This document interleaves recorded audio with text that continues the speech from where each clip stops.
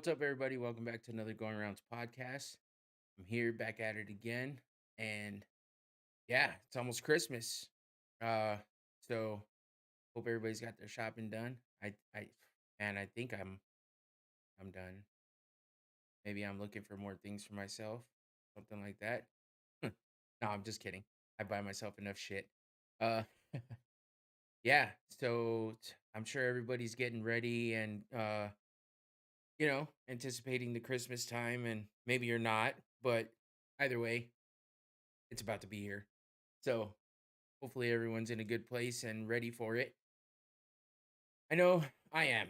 Uh, I was kind of struggling right now. I didn't know if I was going to be able to get on in time because we kind of went out to dinner, me and my wife, and I was thinking, damn, this might have been a bad idea. Luckily, we got our food pretty quick and ate and didn't have to really rush. Traffic on the way home kind of sucked. So I was a little rushed, but I'm here. I made it on time, even, which is kind of crazy. It's been a horrible week at work. Think just nothing has gone right. Nothing has gone smoothly. So I'm happy that I have tomorrow off because I was just, I need it. I need the extra day. We weren't supposed to be off, but where we work, everyone else is going to be off. So might as well take the day off and start the weekend, the holiday weekend early. Because, yeah, break is good. So we went out to eat tonight, you know, and then I'm like, damn, I got to make it back for the podcast. I had everything ready, though, everything set up. I like to prepare early. So, not a lot going on. Like I mentioned last week, hopefully I don't sound too nasally. My nose keeps getting stuffed up. It's like still residual bullshit from being sick. I don't even know when it's gonna go away completely. Still get a cough here and there a little bit. And I didn't have COVID, so it's just like the flu or whatever that everyone else was getting. But everything's just like lingering, and I need it to go away completely because I hate it. Uh, but yeah, not a ton going on as far as MMA is concerned, combat sports at all, really. There's those like one-off things and random events and stuff like that here and there, but it's tough to cover all that. It's a lot of fighters you don't know, and just a lot of stuff that not too many people are, hearing about or knowing that's even happening. So, not a lot to cover. So I'm gonna do something a little different. I tried that last week. I feel like it was okay. I listened to it. I listened back, and I was like, yeah, the second fight kind of took a while. And I guess if you're just listening and you didn't watch the fight, it kind of sucks. But I mean, you still kind of hear what's going on, and maybe it's because I watched the fight multiple times that I could kind of envision what's happening too. I don't know. It just depends on how deep into fighting you are, whether or not you know, felt that was beneficial or something good to listen to. Uh, anyway, it is what it is, and I enjoy doing it. I mean, I may try to make sure I keep something like that to like shorter fights or fights that don't have to go all 5 rounds. 'Cause it does feel like a lot of time. Or if I do something like that, it'll just be for the one fight, maybe. I don't know. Anyway, this week I am gonna recap UFC Vegas 66. Some pretty good fights on that card last week. Um, Nothing too crazy, I guess. There's a couple pretty big knockouts and a couple people lost it. Well, one person lost it. I thought would lose, and I was hoping would lose. I'll go over that though. And see, that's about it. I mean, the other thing I want to do, which is going to be coming up in a little bit, I'm going to just kind of go over. I don't know why I say kind of. I am going to go over what I think are the best knockouts of 2022. Um, no particular order. I'm not ranking them. I am going to leave the one that seems to be the most popular for the end, but it's just one of those things. I think these were the best knockouts that I witnessed, that I saw. Had a lot of traction on social media, getting the posts and reposts and stuff like that. Oh man, I feel like I gotta sneeze. Hold on.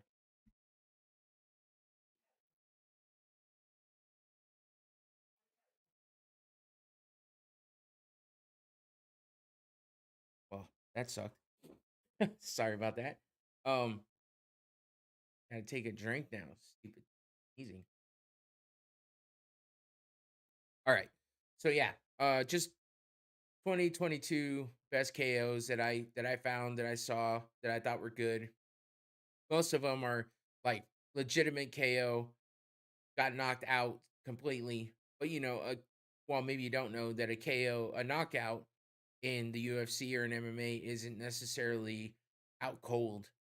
Out cold knockouts are legit knockouts. That's what I would say is a knockout.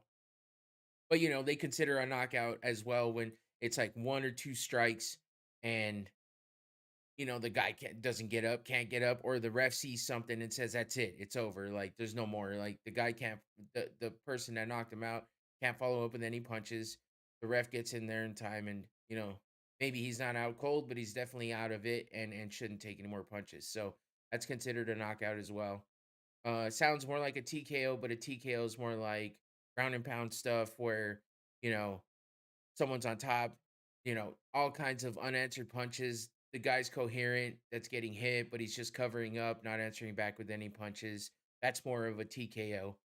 Or, an injury that somebody can't continue on from that was not accidental, that was caused by something that happened in the fight.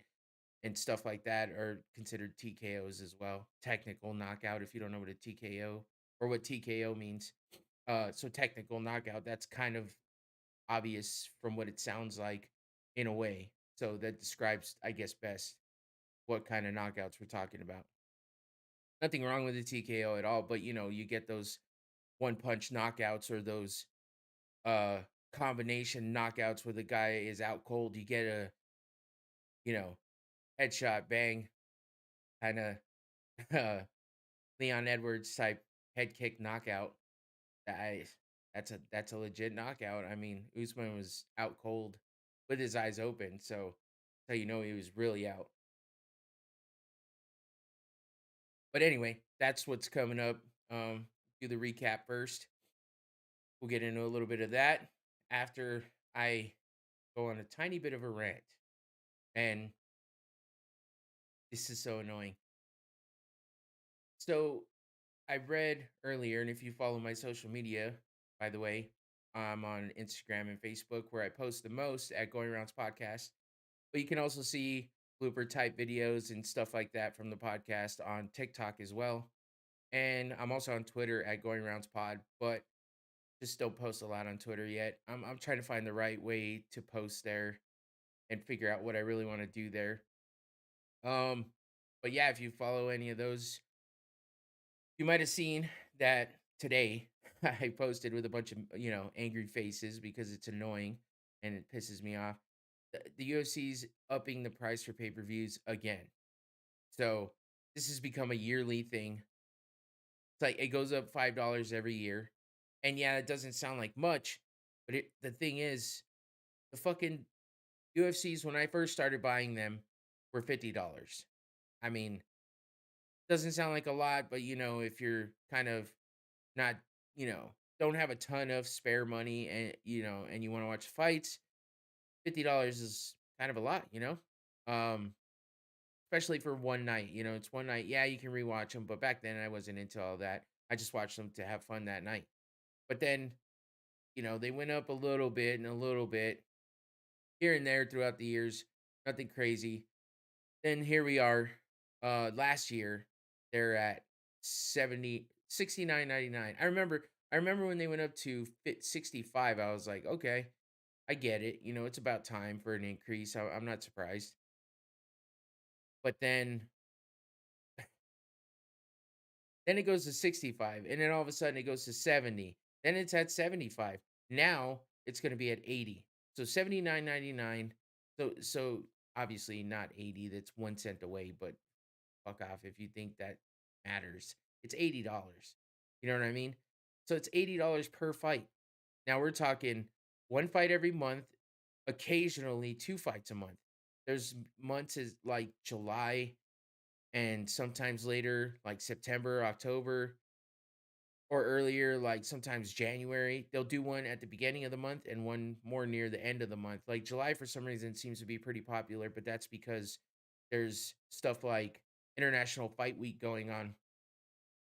But what I mean, what the fuck? Like now we're at $80. It's $80 a month. And to some people, that does it's still like, yeah, whatever. To some people, it's like, yeah, it's kind of pricey. And to some people, it's like, why the fuck are you spending that kind of money every month on an event? And obviously, I'm here doing this, so that's why for me. But I've only been doing this for less than a year. Okay. I started in June, if I remember correctly, when I look back. So a few months, right?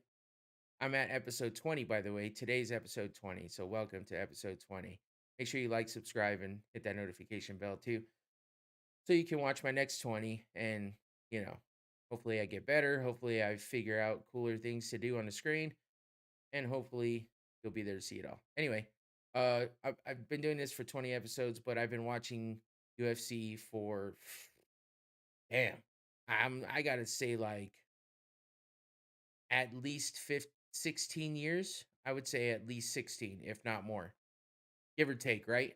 I would say more like it's probably more like six. Did I say 16, 17? Ah, shit. I don't know. Somewhere in that vicinity, between 15 and 20 years, I've been watching. And, if you know me and you've been around and stuff, you know that I have like pretty much like watch parties at my house. Everybody comes over, watches the fights. Hasn't been so much lately. A lot of people have kids now, younger kids, and tougher to get out of the house or to go somewhere and stay there for that long. And, our house is like come have drinks and have fun, play some beer pong, all that good stuff. So it's a little weird, it's a little harder to have kids around. Not weird, but harder. It's weird for the parent to have to like try to pay attention to this and also that. So I get it, you know. So a lot of people don't come around because they have smaller kids. It's harder to get a babysitter, all that stuff. So I get it. Um, and a lot of other people just fell off for whatever reason. So yeah, we don't, I've been having them sparingly, but before I was having them all the time and constantly every month. But even the months that we didn't have it, I was buying the fights. I could watch them on my phone. I could watch them on anything, really. So I would still buy the fights, even if I knew I couldn't watch that, and I still buy them so I could watch them the next day. That's what kind of dedicated I am, apparently.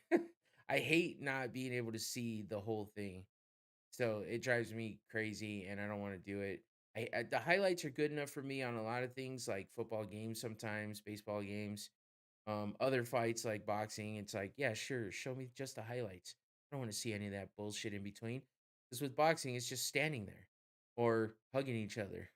Like people say that about MMA too sometimes, but for the most part, as you'll see later when I show you all the great KOs that happened this year, um, yeah, there's a lot of times when everything's action packed, exciting. So there's been some duds, of course, there always will be. It's not perfect and it's never going to be perfect.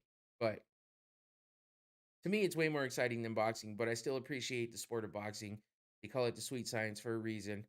And, I just feel like the boxing motto is kind of tired and old and needs to be revamped a little bit and maybe get some of that corruption out of there because we all know that boxing is full of corruption and craziness. They don't put on fights when they should. They wait 6 years down the road when it's like, I wanted that 6 years ago. Why are we watching this now? But we still buy it and we still watch it. It happens. But the way that it's controlled and run, it's annoying. All of the different belts, there's like 85 belts, and one person's holding like 65 of them. It's odd. I don't get it. Exaggeration, obviously, but that's just how I feel about boxing. It just gets to me sometimes. So back to the UFC, you know, god damn, they make so much money, man. And I know that it costs a lot of money for their production. I know it costs a lot of money to put these events on, but they're getting all this money. They're not paying the fighters anymore. There's still problems with fighter pay. You know, this sport is still in its infancy, so a lot of people say, but it's over 20 years old. Like You're damn near getting out of that infancy stage. I know boxing's been around for a long time, but with the way technology and knowledge is these days and the just convenience of knowledge at your fingertips with Google and the internet and everything else, how are we still here? Like, how are we why are we still doing this? I don't get it. So, this is why I said it was a rant, because I was fucking going off on everything. I just don't get it. If I would gladly pay more for the UFCs if the fighter pay was also increasing, but that's not happening. So, I get it. Like I said, there's a lot to pay for with these productions and putting it out there. I mean, it's not easy. Obviously, if it was easy, I wouldn't stress about trying to get this out. And all this is an hour and a half podcast with some pictures and gifs and videos and me talking and background and things on the screen. It sounds like a lot, also may not sound like a lot. Definitely not as much as a production on TV for a pay-per-view. But in the end, what I'm saying is I get that there's a lot that goes into it. But why? Why this steady increase? $5 is just enough to be like, yeah, no big deal. $5, whatever. I'll piss on $5 later. No big deal. Some people just, that's how some people will be. But $5 every year when you're already like, God damn, I remember when it was 60. I remember when it was 55. And it just keeps going up and up and up and up. Next thing you know, we're paying $100 a fucking UFC. What happens those times when it's not worth it? When there's all kinds of fights dropping off the card at the end, and they still want to put it on for $100 a fight, and you're fucking like, "Ah, I paid for this shit. I damn sure one of the worst fights ever. I hate to say it because I love Rose Namajunas, but her losing her belt to Carla Esparza in that boring ass fucking fight, they're lucky that the fight before them was a fantastic knockout, which you'll see later, because that's one of my top ones. So if it wasn't for that, that's a fucking total waste of money, total waste of time. It sucks. It sucks, especially when you're somebody that's like, oh, these fights are gonna be great, blah blah blah. Like me, fucking talking it all up, and then you get this bullshit, you know, people shit the bed, basically. So fucking, it just annoys the shit out of me. So when the fights are bad and they suck and they're not worth it, they're not just worth like, oh, that's 50, $60. Cool, I could have gone out and had like 3 or 4 drinks at a bar and that would have been it. No big deal. Yeah, yeah. But you just sat here for fucking 3 hours for some bullshit fights that you were bored with. The only good thing that saves it when I have people over is I get to interact with people and have a good time anyway. Because I'm not just but what about everybody else that's standing around putting out, good money to be able to watch these fights and then it just sucks. So, I don't know. I feel like they should have left it at like 65, 70. Nope. Here we are. About to be 79.99 a month starting January. So, that's my rant on that. I'm sorry. I'm just fucking pissed off and annoyed because, no matter what, I want to watch them. And don't talk to me about links. I'm not fucking, you know, I'm not doing that. It's annoying for me because I want to watch. I get annoyed if my internet glitches out while I'm watching TV. I'm like, fuck that. I paid too much money for this. I bought all kinds of components to make my internet better. Don't be glitching out on me. What the fuck? And sometimes it's not my internet. Sometimes it's whatever broadcast is coming over, right? But regardless, I get mad at that. So you damn sure know I'm gonna get mad at all the porn pop-ups, all the buffering, the lagging, um, cutting out right before the main event so that you gotta go and search for more links. I've done it all, man. Like it sucks. It's fucking annoying. And for me, it's not worth it. You can do it all you want. It's cool. Do what you want. I'm not, I'm not judging, but that's just not for me. So I'm just saying. No links. I just realized I didn't change my chat. So if you've been in the chat, which it doesn't look like anybody has been, so that's fine. But yeah, if you got something to say, go ahead, throw it in the chat, comment something, whatever. We'll talk shit. I don't have to talk shit on mic. But I'm already talking enough shit about the UFC upping their prices. I'm pissed off. So anyway, enough with the rant. Enough with all that. Let's get to the good stuff. We'll start with the recap. UFC Vegas 66. It was Cannonier versus Strickland. If you listened last week and any other time I've mentioned Strickland, you know I don't like him. So, Savior, Terry Cannonier came in. He didn't do what Alex Pereira did to Strickland, but he still beat him. So I'm happy about that. Sorry, Sean Strickland, but I don't like you. You can fuck off. But yeah, the fight card. It was, like I was saying, it was pretty decent fights. You know, a lot of decisions, unfortunately. So, especially at the start of the fight, you know, if anybody was tuning in for the first time watching from the prelims, trying to get to the main event, you're probably bored. Because we're talking, you know, that first fight there, Morozov versus Newson. Unanimous decision. Sergey Morozov gets that win. But then we go to the next one. Manel Cape versus David Dovrak. Decision. The unanimous decision for Manel Cape. Then we go to the third fight. Reynat Bakaradinov. Damn, that's tough.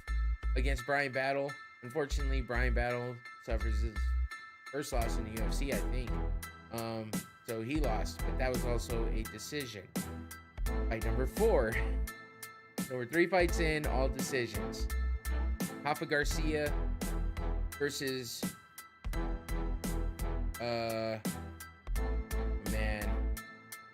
Mahashete. Yeah. That was a decision. So that's 4 fights and all decisions. So now it gets interesting because you got Said Nurmagomedov versus, yes, you're hearing this right, Said Yokub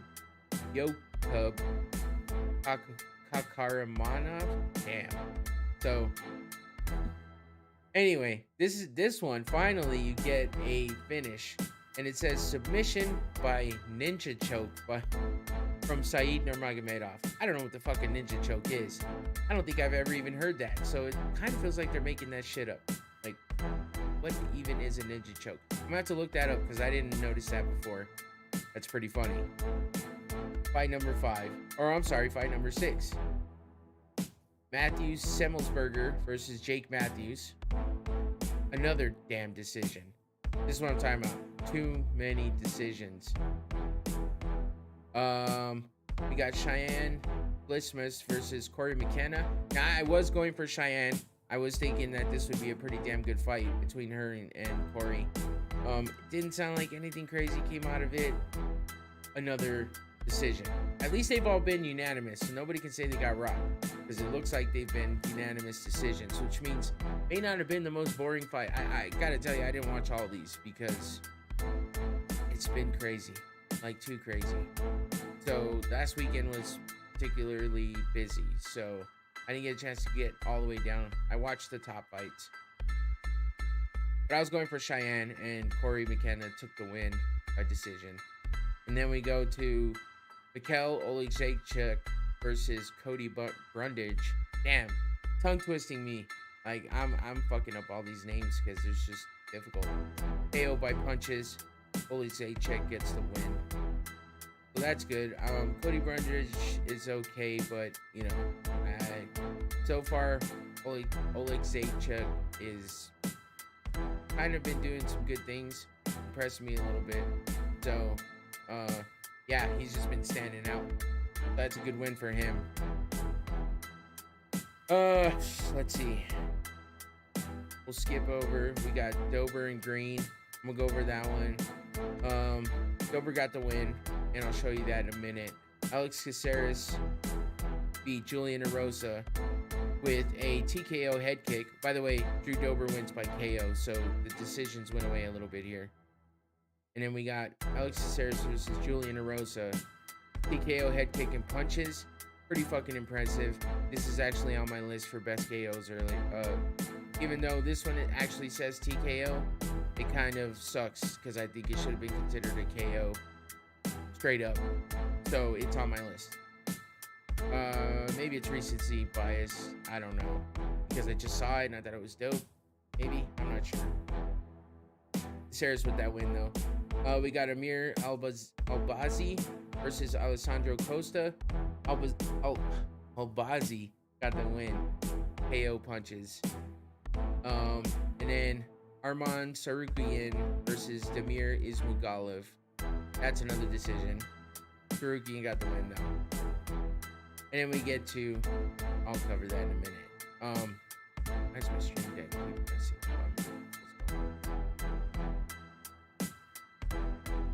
So yeah, there was a lot of decisions, but the fights that were finished in pretty good fashion. I'm sad about this. Drew Dober looks good though with these combinations. He missed a couple, catches him on the chin right there, follows up with a punch or two, and then it's over. I'm sad because I like Bobby Green. I think he's a cool motherfucker, honestly. Back in the day, put down some good post-fight and post-fight interviews and stuff. He said a lot of cool shit about just things that were relative at the time. I just think he's a cool dude. He looks kind of crazy with the head tattoos and all that, but he likes to talk a lot of shit in the cage. Drew Dober actually said that he knew that Green was going to talk a lot of shit in the cage, but he said that at one time he decided he was going to go ahead and say something back, so he started talking a little bit of shit back, and he admitted he's not the best shit talker, right? So he starts talking a little bit of shit back to Bobby Green, and Bobby Green just goes, you don't do that, I do that, shut the fuck up and punch. So I thought that was pretty funny.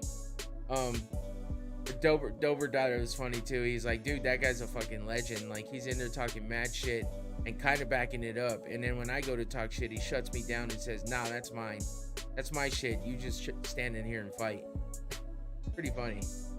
Anyway, it was sad to see Green lose because, you know, even he said that it's on him. He didn't blame anything. He kind of jumped up after the stoppage and protested a little bit. Was just kind of like, I wasn't out, but I mean, even look here. I mean, he gets hit on the button and his legs give out. So that's automatically like, oh shit, that dude just got knocked out. And then when you watch here, bam, that punch to the chin, kind of a short hammer fist. I'm sure that his eyes rolled back when that happened. So, and the ref was right there. So there's kind of no way around it. But yeah, sucks to see him lose, but good win for Drew Dober. So then we had Cannonier versus Strickland, and as you can see, you know, at least Strickland looks like he's laughing or smiling and, you know, touching gloves. So that's kind of a cool way to start because Strickland's a dick. So I'm surprised that he is so inviting, I guess, in this little picture. But Cannonier looks like he's ready to kill. That's what he does. But a lot of people have trouble kind of figuring out Cannonier. He has a bit of a tentative way of fighting, I guess. Like, kind of timid. He doesn't go after people, but he also isn't like a pure counter striker. It's like he thinks about it, and in that thinking, you can't do shit. So people fight. He says he thinks people fight him differently because he's just such a different kind of fighter. So, but as you can see here, he was landing punches, getting the best of Strickland for the most part. Strickland did come back a little bit. You know, he had his moments, but it didn't seem like. It kind of just seemed as if Cannonier got that win outright, like straight up on all three rounds. One might have been close, but still kind of edged it out, right? I mean, Cannonier's doing everything here. Spinning back fists, and landing punches and everything. But it still wound up a split decision. What was the? Let's see. Does it say? Oh yeah, split decision. It doesn't give me any more info than that. They went all 5 rounds, split decision. Cannonier got the win though.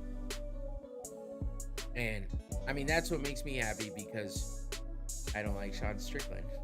So that's 2 losses in a row for him.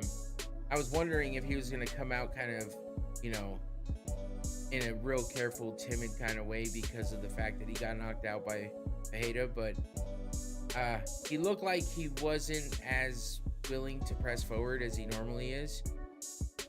But at the same time, you know, Cannonier makes people fight differently. He said it himself that he thinks people fight him differently because of his awkward kind of style, and he's so big and kind of intimidating looking, especially. So that I think a lot of people think he's gonna come out and just beat the fuck out of you and throw crazy punches, but he doesn't. He's more tactical. He's more technical. So that's what makes him different, and he winds up getting. He's, you know, he said too, split decisions. It happens all the time with him. Because people just don't even know how to judge it. Like the way that he fights, he lands a lot of shit, but he also is evading a lot. So it kind of, maybe not that he's running, but he's just not pressing. So he's not dominant. Sometimes, you know, with the way that he fights. So I guess that's what gets him a lot of those split decisions. But either way, he got the win. I'm happy. I was gonna bet on this one because I was just like, I'm definitely gonna bet that Strickland's losing. But I just never even looked it up. Honestly, I wanted to, but I never did. So that kind of sucks because I would have won, at least for that fight. Knowing me though, I would have parlayed it with a bunch of bullshit that didn't hit. Good thing I didn't, I guess. Yeah, so that about wraps that up. I mean, like I said, decent card overall. And just seeing Strickland lose was good. Alex Caceres had a great, you know, head kick. And like I said, that makes my list. You'll see it here soon. But, yeah, not a bad card overall to end the year. I just kind of wish it was like, I kind of wish it would have been a really big pay-per-view. The pay-per-view should have been this past weekend instead of the weekend before. I feel like that would have done better. And it just feels better to end the year with a pay-per-view. So it kind of sucks. But, you know, a lot of decisions, end of the year, last fight, is what it is. Now we get like 4 weeks off of the UFC. But if you didn't know, Bellator is probably in the runnings for second place to the UFC pretty much. So Bellator is having a crossover event with like a co-promotion with Ryzen, which is another MMA fighting type league. I think they do other stuff too. Kind of one of those circus show type ones. So you remember Pride? It's got like sprinkles of Pride in the whole thing. But either way, it should be pretty exciting. It's New Year's, so I will cover that.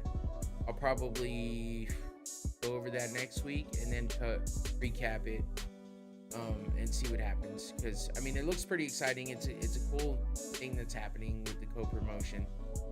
But you know, those two organizations are kind of intertwined and have a relationship, I guess you could say, as far as the owners go. So that might be why that worked out the way it did.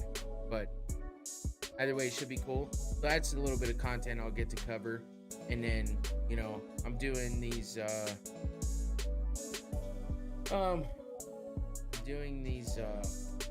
best of the KOs of this year. And I'm thinking about doing the best submissions of the year next week, unless I figure something else out.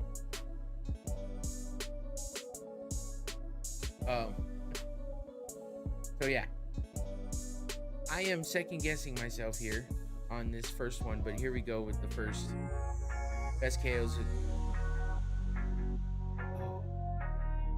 No, I'm not. This is the right one. I thought I mixed this one up.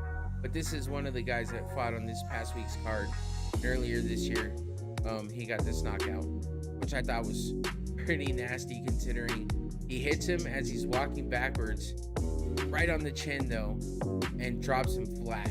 like flatlines him to the ground, straight up, bam, timber, right? That's that's a pretty sweet knockout.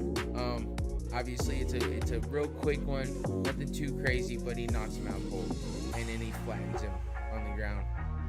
Pretty good. I like it. That's a good one to start with. Moving on, we go to Caceres. Bam! That's what I was talking about. So this is like the way that he throws that punch. He kind of overextends. He misses the punch, and with the momentum taking him forward, he sticks his leg out there and flicks it for a head kick knockout. Like, damn. And you know, I don't know how Erosa didn't go out cold, but obviously he wasn't, and he sticks his leg out there to try to stop him from jumping in. But man, Caceres is quick, and he fucking just pounded him out as fast as he could, landing some damn good strikes on the ground. So those look like some just wild punches, but look, he landed almost every single one he threw, and they were landing flush. So Julian Erosa is a badass, and I mean, I was kind of thinking he was gonna take out Caceres, but Caceres is a fucking veteran now, and he's got a lot of fights under his belt. And regardless of his record, you know, he hasn't really been to the upper echelon of you know, the league, but it is what it is. I mean, he's still a badass. Bruce Leroy is his nickname, and I like it, man. I followed him since he was on Ultimate Fighter, and it sucks, you know, I hate seeing him lose when he does lose, but he's been around for a long time, and he's still got it, man. Julian Erosa is definitely younger than him, and more of an up-and-comer. Caceres has kind of been put in that, not gatekeeper position, but like whatever's right under that. Gatekeeper is usually an insult, kind of, because it's like, oh, you're good enough to stay at the top, but you're not good enough to get the belt. And, you know, that's kind of how it is. So I'm not trying to insult him. I'm just trying to say he hasn't been past that spot where he's maybe ranked, but not, you know, not moving up in the ranks. So it sucks. But I like him. He's a cool character and a good dude, and he's a good fighter. So yeah, there's that one. I know I talked about it a couple times. Now we got Song Yadong. Oh, that's so sick. Such a badass combination with that quick, short uppercut. Bam. Like knocking out Marlon Moraes. You can see Moraes, you know, his head goes back, kind of hits the ground, but he looks up and his eyes are closed, and it almost looks like he's snoring because he got dropped and he got put out. And I believe this was Moraes' last fight in the UFC earlier this year. Then he went to the PFL and, you know, fought for that $1 million. I don't think he won, if I remember correctly. But yeah, he wound up in the PFL. But this was just a nasty combination uppercut knockout by Song Yadong. It's impressive. I forgot about it. I love it. I remember when I saw it. So this had to be on the list. It was damn good. And I'll just watch it a couple more times because I like it that much. Look how quick and tight those punches are. Okay. I love it. So here's another one that you might remember from recently. Garcinho Rosenstruck. This was, what, 2 weeks ago? Against Bacchus. I always get him and his brother. His brother's Kyle. He's Chris. Yes. Chris Dawkins. Now this one, you know, again, more like a TKO-ish type, but I mean, he hit him on the chin, and he dropped him, obviously, and Dawkins covered up right away, so you knew he was done. But like lunging forward mid-stride, catching that punch on the chin, pretty sick. I had to put that one on the list. Again, maybe recency bias, but I don't know. It was fresh in my head, yeah, but it's also a pretty sick knockout. Damn. Just a short left hook, too. If you can throw that left hook with something behind it, it works, man. I just, a lot of fighters are utilizing that left hook. And if you're good and accurate with it and you got some power behind it, a damn good weapon.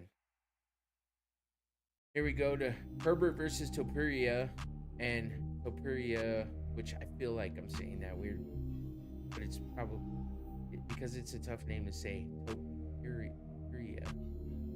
Anyway, I like this knockout too. Good combination, head, body, head. Drops him on that last right, fucking just a tight, quick right hook. Ugh, nasty. And you know, it's so much more dramatic when their legs just fall out from under them and their like upper body just like dead weights to the ground. That's a knockout. That's the kind of shit you like to see. And that's the kind of shit that gets people out of their seat screaming too. Because it's so quick, it's so nice, and it's just fucking nasty. I like it. It's a damn good knockout by Topuria. Which, well, I'm gonna just keep feeling like I'm fucking up saying. Which he just fought this, that's who fought Patty Pimblett. The fight that I was just talking about, actually. And here we go. We got Jamal Hill with a awkward ass knockout of Jack Hermanson. It almost looks like somebody faked that shit. But as you can see, Jamal Hill catches him on the temple. Bam! Temple shot. Late reaction by Hermanson. He just stiffens up and falls back. And he's out right there. But Jamal Hill puts that fucking lunging, flying fucking right hook just into his chin, which you know that fucked him up. Like, this is just an awkward, I mean, it looks fake, like I said. It looks like when, you know, you hit a doll and it just flies backwards. That's how that looks. It's kind of amusing. I feel bad for Hermanson, but like, what was that? That's fucking weird. Anyway, damn good knockout. I don't know. This one just is fucking intriguing to me. And just the fact that he's out cold completely before Jamal Hill even lands that last punch. Pretty sick. And not to mention, if you didn't know, Jamal Hill is fighting next month for the title, the vacant light heavyweight title against Glover Teixeira in Brazil. So I'm a little worried for Glover because Jamal Hill has some fucking power. And as you can see there, and he's got a lot of age on him for a fighter. And I always say that because these guys are like my age. So I feel bad because I'm talking shit about how old they are, but I'm talking shit about how old they are for the sport, not in life. In life, they got a lot of life ahead of them, I hope. Just like me, I hope. But in fighting, they're old. So, just like me, I'd be old as fuck for fighting too. So, unless you're Randy Couture, Dan Henderson, or somebody like that, Glover Teixeira. Yeah. Anyway, fighting a young dog like Jamal Hill, who has power like this, and Glover likes to brawl. So, I don't know, man. This is going to be tough. I'm not sure, though, if Glover's, like... Maybe his experience is gonna carry him through this. And maybe Jamal Hill won't know what to do with that experience. And, you know, just him being a vet and knowing all the little tricks might help Glover. He just can't be reckless or careless. Either which way, Jamal Hill came from the Contender Series. If he wins the belt, he'll be the first ever contestant from Dana White's Contender Series to win a UFC belt. So, the hell of a feat. We'll see if he can pull it off. Against the former champ, by the way. Now we're moving on. Now I'm going to get sad. Because, yes, that's Frankie Edgar getting a flying knee, knocking him out cold. And this was his retirement fight. I'm sad that I even put this one in here. But I got to do it to give Chris Gutierrez props. That was a good knee. It was a good knockout and a good win for him. You know, he's not the most well-known guy, and it's a good way to put him on the map, knocking someone like Frankie Edgar out. It just sucks that it happened on the night that Frankie Edgar was retiring. To be knocked out cold like that, you know? Like, yeah, get submitted, get decisioned, but to have to go out like that, where you fucking are knocked out cold, for the second time in a row, by the way, because he got knocked out by Chito Vera. Not Cheeto, Um, Sandahagen, Corey Sandahagen knocked him out with a knee as well, I think. But just sad. It saddens me to even put this in here, and I don't know why. But I don't know why I put it in here, is what I'm saying. But I had to. Chris Gutierrez, it's a good knockout for him. One of the best of the year. So had to join in. Now we got one of my favorites. Again, if you didn't know, I don't like Sean Strickland. So I'm happy to see him get knocked out. And again, it's one of those kind of TKO ones, not knocked out cold, but he got knocked silly because he's a silly, stupid prick. And I don't like him. So I'm happy that he got knocked out. And this is what put Pereira in the mix for the title and got him that title shot with Israel. Which, if you didn't know, Pereira is now the champ. So it doesn't look so bad for Strickland, but still makes me happy to see him get his ass whipped and fall down and look helpless. Hilarious. Thank you. Moving on. Here's what I thought were the top threes here. I'm going to show a still frame, and then I'll show you the actual knockout. This is Weili Zhang versus Joanna Jędrzejczyk, which this pretty much got Joanna to retire. The spinning back fist, more like a spinning back forearm, as you can see in the picture if you're not watching, because this picture is taken right as the hit connected with Joanna's face. It's like Weili went to throw a spinning back fist, but kind of hit her with her forearm instead. Either way, pretty much knocked her the fuck out. Here it is, real time. Bam. Joanna goes face first, flat on the canvas, picks her head up, and then just puts it right back down. No follow-up shots by Weili because it was obvious what happened. She was out, and done. A nasty knockout. And Joanna had that crazy fight with Weili Zhang I think it was the year before, where Joanna's head looked like a goddamn alien, or like somebody blew it up with helium, because her head was so swollen up here. She looked like Mega Mind. I mean, it's sad, but at the same time, it's crazy. But that was a hell of a knockout. It's been at the top of a lot of people's lists. And, you know, I tried not to, like, go the same route. But at the same time, the facts are the facts, right? It's there. You see the knockout, it's hard to deny. And, I mean, that Jamal Hill knockout of Hermanson, that one is impressive. I'm trying to think. The Rosenstruck KO was impressive too, but there's something about this, the way that Joanna falls, the way that you know she's out, and that's Joanna Jędrzejczyk. Like, god damn. I don't know. That's what puts it at the top for me. It's hard to deny. So then we'll move on. Another women's knockout. Pretty damn sick. I watched this one in real time too, and I was fucking ecstatic and impressed by Meatball Molly McCann with this spinning back elbow directly on the chin of I can't remember her first name because it's hard to say. Last name Carolina. Anyway, here it is. Bam! Oh my god. Look, out cold, out flat, arms out as if someone, I mean, you know, you see those.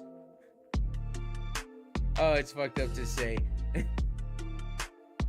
You see that the outline of a body on the ground when somebody dies? It's so fucked up.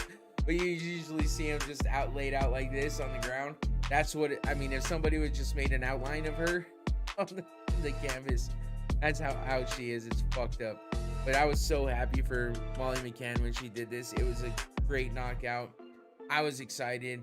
I still remember how I felt when I saw it. That's why it's up at the top for me.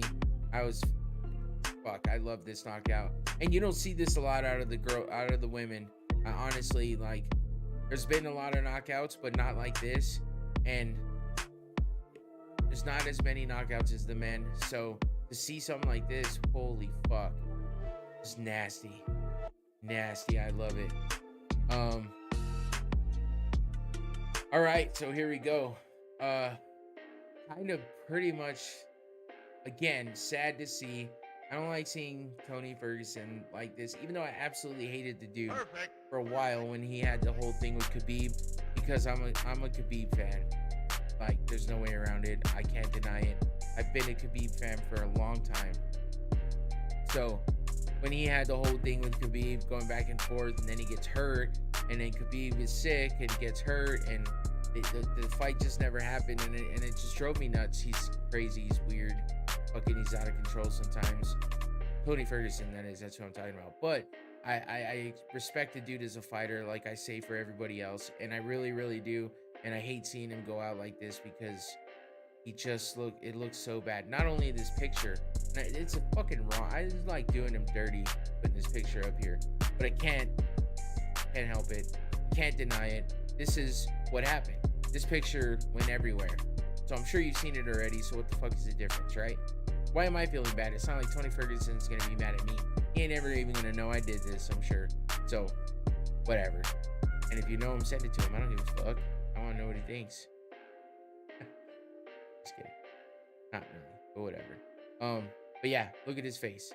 So if you haven't seen it, it's the picture of Michael Chandler front kicking Tony Ferguson to the face, under the chin, and it just looks like Ferguson's like an 80-year-old man with no teeth because of how the picture was taken. So props to whoever took that picture too, because that is a fucking well-timed picture and very well done.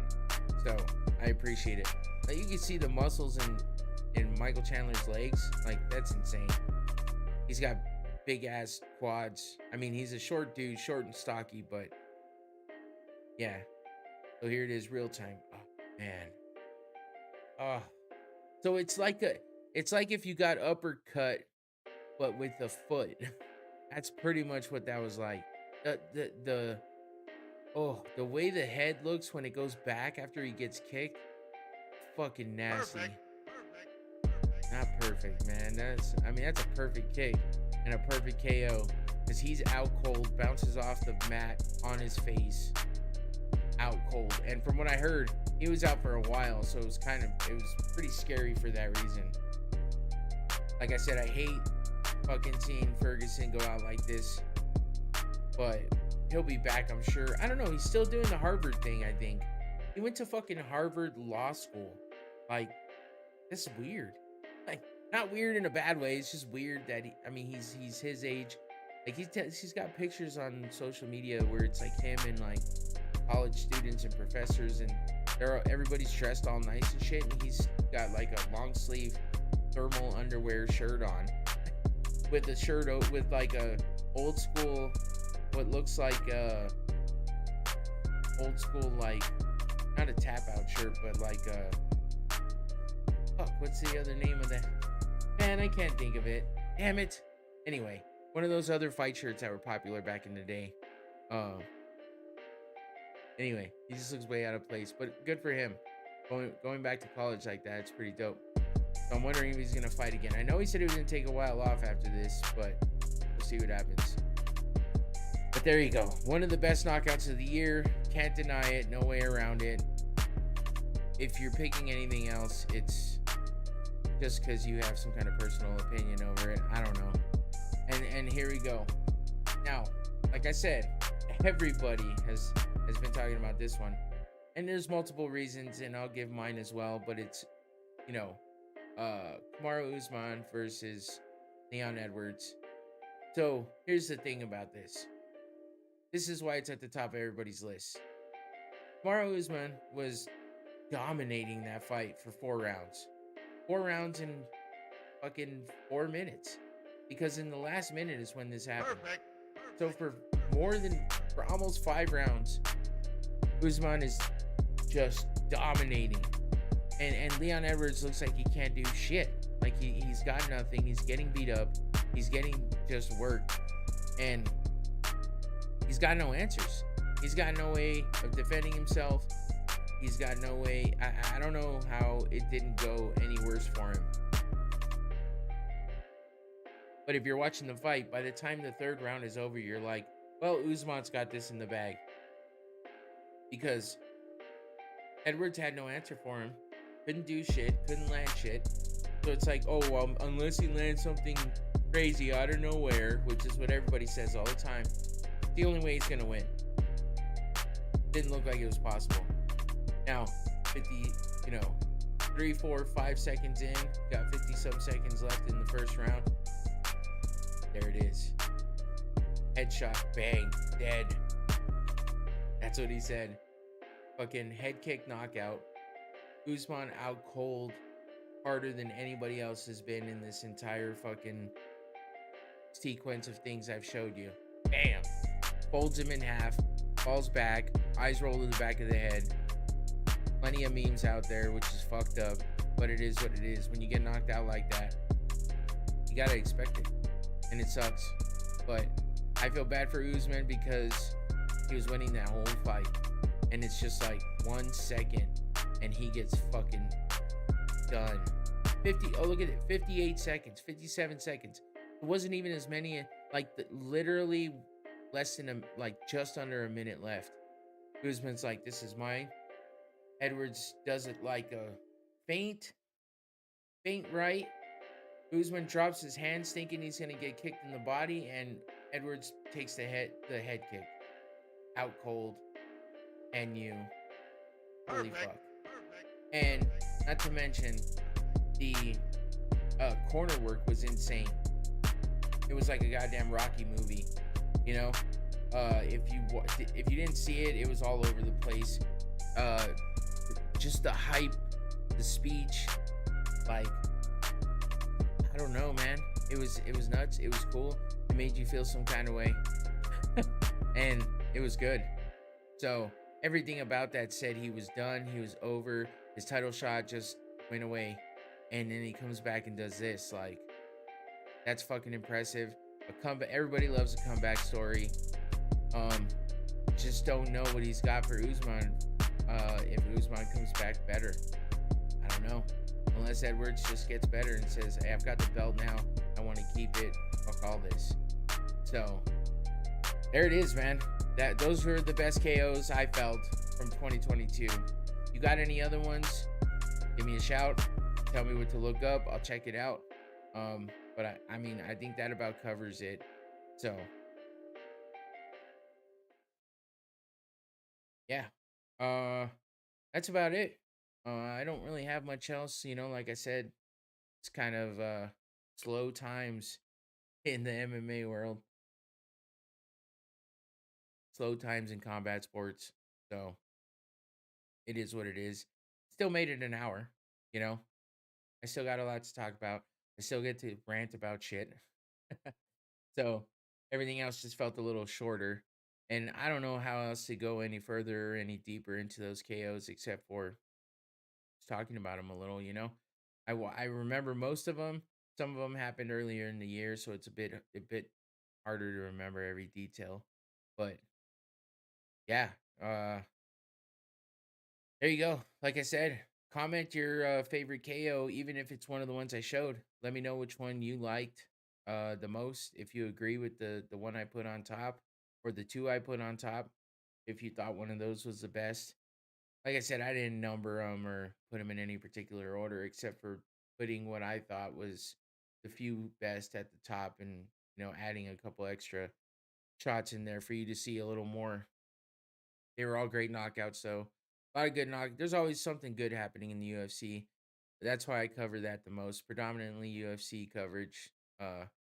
As you can see behind me, I got all the old school UFC posters because that's what I started watching. That's how I got into MMA. So that's what I love. And yeah, I appreciate the rest of the organizations because without other organizations, how do you know what's the best, right? The best, if the best is the only, then how do you know it's the best, right? You got to have something to put up against it. And the UFC model is working for the mainstream, maybe because it's been more mainstream for longer, or maybe it's because it's just a model that works, or maybe it's just because they have the money and the smart people to get the marketing done and the promotion. I don't know. Whatever it is, UFC is the biggest name, and there's no way around it. So that's why we got to deal with price hikes for UFC pay per views. but I stick with it. If it gets too crazy, I don't know. See how it goes. Uh, it's tough, tough thinking about how much money you got to drop every month, but I do it anyway because I love it. So, uh, let's see. I don't think there's much else going on. Um, Next week, like I said, I'm gonna I'm gonna go over some submissions and then probably preview that Ryzen and Bellator card. No, Magix, I haven't heard anything about that. Uh Magix is in the chat room buying out some well, they do buy out smaller organizations like they have in the past. Like they bought out Strike Force, they bought out uh Pride, they bought all their collection of fights and videos and stuff like that, but you know, they don't really go and buy everything, I guess. I guess it depends on what you mean. If there's anything else specific. Discipline. Now you're just talking shit. Is a flying armbar really illegal? Yes, it is. Look it up. I guarantee you'll find some videos. Flying armbar is just means that it's not happening on the ground. The guy jumps like kind of spider monkeys on the person and puts an armbar on him while he's hanging on him basically. So, I don't know if that answers your question, but there you go. Look it up. I guarantee you'll find some good videos. Yeah, really. Were you joking? Are you fucking around? Like, did you think that you were just making something up? Because that's not made up. It's an actual thing. So if you're fucking around, you kind of got it right. That looks hella illegal, like a spider monkey. Yeah, that's what I said. Like a spider monkey. Oh shit, that's funny. Yeah, yeah. I mean, it's a legit thing. Like you can look at videos, like UFC buying out Bellator. Oh no, they're not buying out Bellator. No, I saw some videos. Yeah, yeah, they're not buying out Bellator. It's not happening. Bellator is pretty much their closest, I guess, competition. PFL is getting up there. One championship is super, like super popular overseas. Some say they do better numbers overseas than the UFC even does, but it's just not popular with like the mainstream and yeah, it's just not out there like UFC is, especially in America. But they are coming to America next year and fighting here, I think in Denver, with Mighty Mouse being on the against fuck Rice? No, I don't remember. It's a rematch or a trilogy fight actually, because they're 1-1. Marais, I think it is Marais, beat Mighty Mouse the first time. Mighty Mouse came back and beat him. So now they're gonna do a trilogy for the first fight in the US in Denver. So maybe one championship's gonna become the number two in the MMA spot, but I don't know. As of right now, it's considered Bellator. PFL is a close one behind it, but there's no way, unless something crazy happens, there's no way UFC is buying out Bellator. I think they see it as a good thing having an organization there that is kind of competition that a lot of their used up, washed up fighters go to. I'm not saying that. I'm just saying I think this is what they think. So they're like, oh yeah, of course that's the B league. That's where people go to die for their career, kind of. Even though it's not necessarily true. Look at Ryan Bader. Ryan Bader left the UFC because he fought for the belt. He had the belt. He lost the belt. He fought for the belt. Couldn't win. And then he came. Just kind of looked like he was on a downward swing. Left the UFC. Went to Bellator. Wins a few fights. Gets a championship fight. Wins the belt. And then becomes a double champ. And he's just thriving over there. So you know, it's not always true. There's not always older, washed up fighters going over there or going there to have their career die. MMA ice float? Yeah, I guess so. But, yeah, that's kinda how that goes. So but Bellator is number 2 right now, but it has a lot of competition on its heels, so and if they don't step up their game, they will get pushed out quickly. I just don't know about I don't think that UFC buying them out will ever happen if anybody Scott Coker is the president. He's like the Dana White of Bellator, and he, uh Grandpa League, kinda. It kinda is. They talked about saying it's like a Legends League, except it's they make bad matchups, so it's not good. But, Scott Coker is like the Dana White of Bellator, and he was the Dana White of Strikeforce. But then the UFC bought out Strikeforce and took him out pretty much and took all their fighters, and then they made Scott Coker sign a non-compete for, like, 5 years. So he was actually employed by the UFC in the background, and then he waited out the non-compete, and then that's when he took over Bellator from a guy named Bjorn Rebney, who is a fucking douchebag, dumbass, and yeah, he's just stupid. So anyway, Scott Coker took that over. So he's well established. He's got a lot of history behind him, and there's history between him and the UFC because he didn't like it very much that he got iced out on that non-compete. So he came back with Bellator and he's always trying to make it maybe not outright make it better, but you could tell that's kind of what they're doing. He's not as outlandish and outspoken as uh Dana White is, but yeah, he's still the Dana White of Bellator. So anyway, thanks, Magics. You got me going on a rant about some other shit, so at least I pushed it out a few more minutes. Anyway, unless you got something else for me, I think I'm done. I think I'm out. Uh let's get with this. Don't forget to like, subscribe, and hit that notification bell. Oh shit, he's got something else. Do you think what? There will always be multiple leagues, not like the NFL. Oh no. No. And that's a good question actually. And you know what? I don't give a shit that I already popped up the like and follow and stuff. I'll tell you this. I don't think it's ever going to be a sport like NFL or NBA or MLB. I don't think it's ever going to be like that. There's no teams. It's an individual sport. There is teams as in teams that they fight for camps, you know, like they fight for their team as in ATT or uh AKA. There's camps, there's big camps like that, but and they are teams, but they fight their teammates.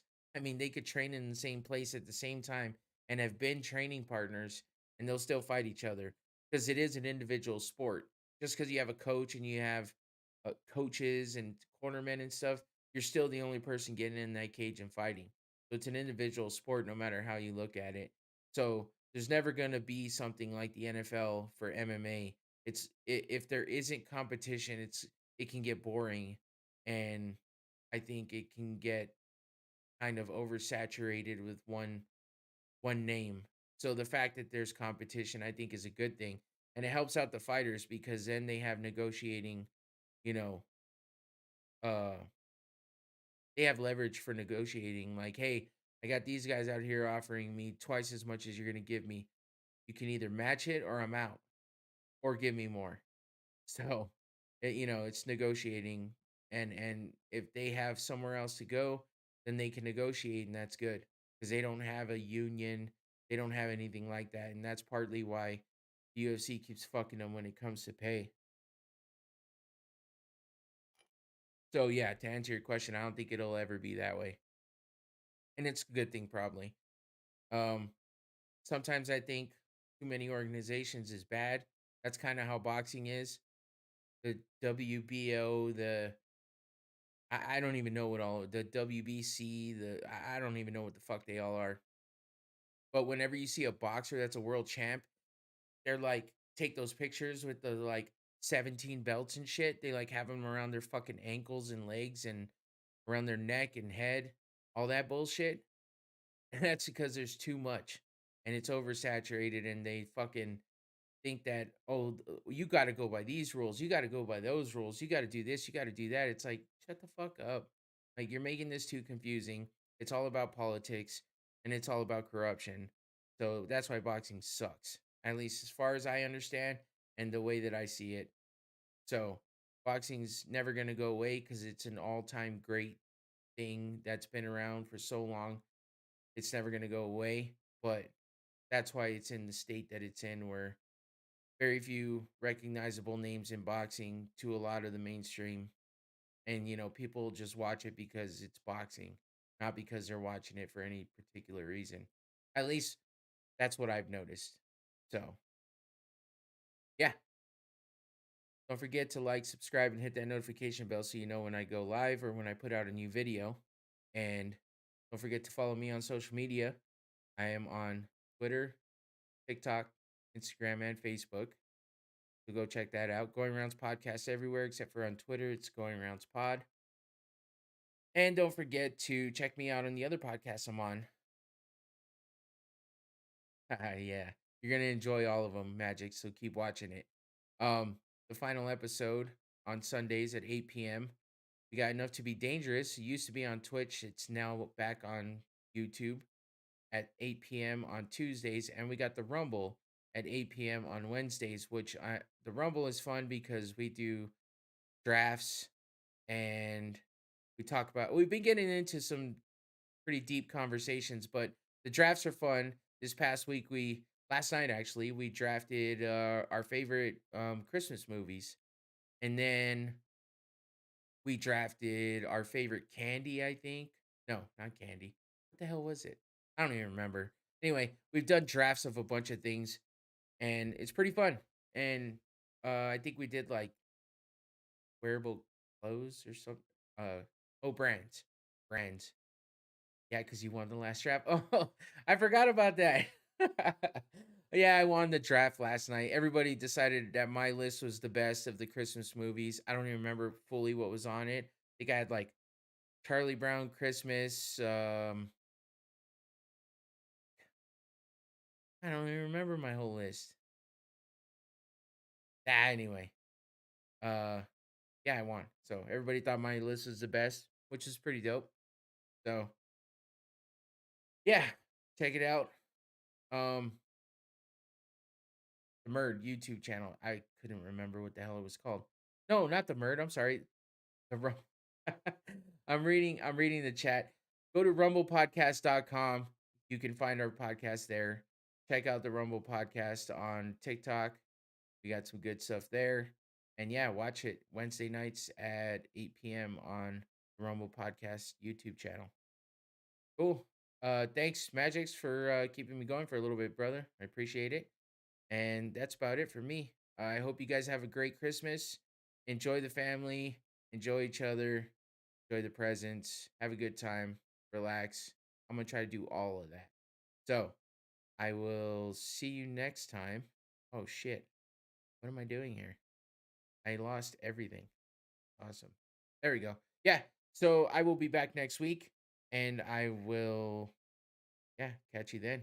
Thanks a lot for joining in. Take it easy. Peace. Merry Christmas.